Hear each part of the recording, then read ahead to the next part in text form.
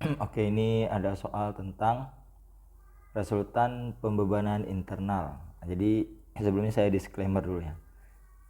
Ini selama saya mengajar sebagai guru, ini saya belum pernah lihat soal seperti ini. Ini saya juga selama kuliah juga belum pernah bertemu soal seperti ini. Jadi ini saya usahakan menjawab sesuai dengan pengetahuan saya ya. Jadi ini emang tipe soal yang belum pernah saya temui dan saya coba membahas sesuai dengan pengetahuan yang pernah saya tahu lah tentang materi ini. Semoga bisa menambah wawasannya dan membantu kalian dalam proses pengerjaan soal seperti ini juga. Jadi gini, jadi ini saya anggap sebagai batang ya. Yang namanya batang ini memiliki panjang di sini. Ini sudah jelas di gambarnya. Ini ada panjang 0,5, 0,5, 1,5, 1,5. Jadi kalau ditotalkan panjang si batang ini 4 meter. Cuman di sini dia nanya tentukan resultan pembebanan internal pada penampang melalui titik S. Jadi di sini nih berapa beban resultan beban penampangnya F. Saya anggap Fs saja ya. Berapa ini Fs-nya? Nah, selanjutnya diasumsikan bahwa reaksi pada tumpuan P dan Q hanya bekerja secara vertikal. Jadi P dan Q ini kan tumpuan. Tumpuan ini memiliki gaya reaksinya. Bersentuhan nanti dia ke atas ini vertikal ke atas, vertikal ke atas. Ini saya FP, saya kasih nama FP. Ini FQ. Nah, biasanya itu soal-soal pada umumnya yang pernah saya lihat, biasa itu dia mencari nilai FP sama FQ aja. Cuma di sini dia nyari FS. Dan pada batang ini dikasih tahu ada gaya di sini nilainya 2 kali ABC. Jadi ABC ini adalah angka terserah. Dari soal sih 3 angka terakhir dari nomor HP. Bukan. Jadi nomor induk mahasiswa ya. Jadi soal ini kalian memisalkan ABC dari 3 angka terakhir dari nomor kalian. Jadi ini saya anggap nilainya 100 saja. Saya suka angka yang mudah-mudah aja.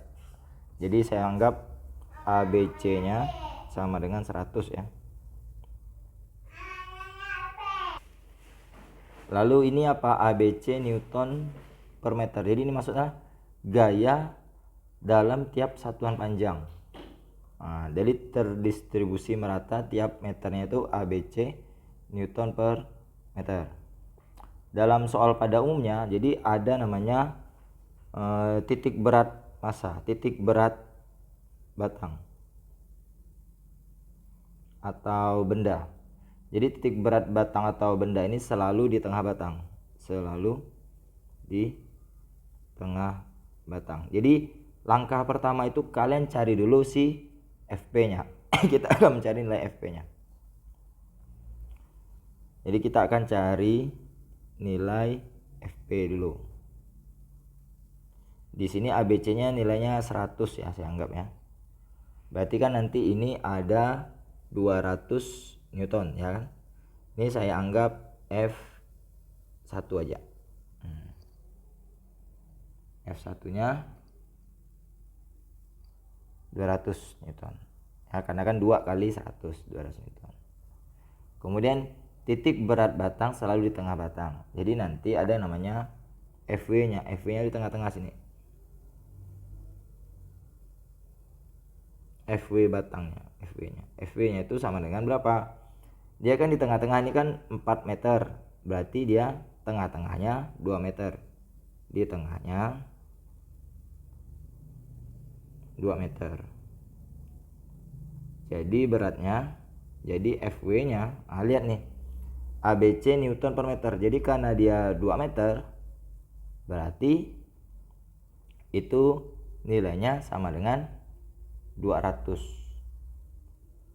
Ya kan? Karena kan ABC Newton per meter. Jadi maksudnya itu 100 Newton per meter. Karena ini 2 meter si FW-nya, berarti FW-nya di sini 200 juga. Nah, ya, karena dia tepat di tengah-tengah si batangnya. Oke. ya. Bagaimana kalau nilai ABC-nya itu 400? Ya berarti 400 dikalikan 2, 800 Newton per meter. Nah, ini juga nanti sama nih, 2 kali 400 kalau ABC-nya 400 ya. Jadi tengah-tengah batang itu jadi si FW. Cari nilai FP dulu. Poros, posisi poros atau tumpuan di Q. Nah, jadi saya gambarkan ulang nih. Gambarkan ulang biar mudah dipahami ya. Jadi nanti seperti ini kasusnya. Ini titik Q sebagai poros. Q sebagai poros. Kemudian di sini ada si FP. Ya kan? FP. Di sini ada F1. 200 Newton ya, sesuai dengan nilai saya ya. Kemudian ada si FW. Sini ada FW. FW-nya 200 Newton juga. Nah, posisi panjangnya dari sini ke sini ini 2 meter, oke. Si F1-nya ini kan berapa ini? Dari 1,5, 1,3, 3,5. Berarti dari sini ke sini ya, hitungnya dari sini sampai ke sini. Ya, 1,5, 1,3, 3 ditambah 0,5 berarti 3,5 meter. Berarti ini 3,5. Sini ke sini 3,5 meter.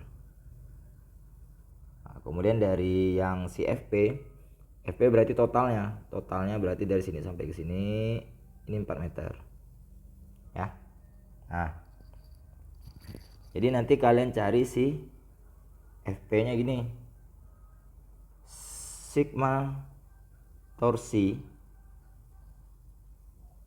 ke atas sama dengan sigma torsi ke bawah. Jadi yang ke bawah ini poros di sini ya, poros. Jadi yang ke bawah ini ini sebenarnya berlawanan jarum jam. Jadi sebenarnya secara konsep itu sebenarnya searah jarum jam. Ya berlawanan jarum jam ya yang ini ya. FW sama F1-nya berlawanan jarum jam. Berlawanan jarum jam ini sama dengan yang searah jarum jam. Nah, siapa yang berlawanan jarum jam? Yang berlawanan jarum jam itu nanti si F1 dengan si FW. Jadi nanti torsi F1 ditambah torsi FW sama dengan torsi si FP. Nah, selanjutnya rumusnya F1 dikalikan L1 ditambah FW dikalikan LW sama dengan FP dikalikan LP. Siapa si L1? L1 itu berarti yang ini 3,5. Ini L1. LW ini 2 meter LW.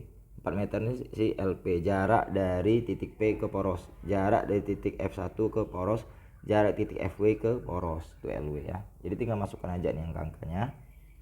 Ini 200 dikalikan 3,5 ditambah 200 kalikan 2 sama dengan FP nya tidak tahu berapa, LP nya 4.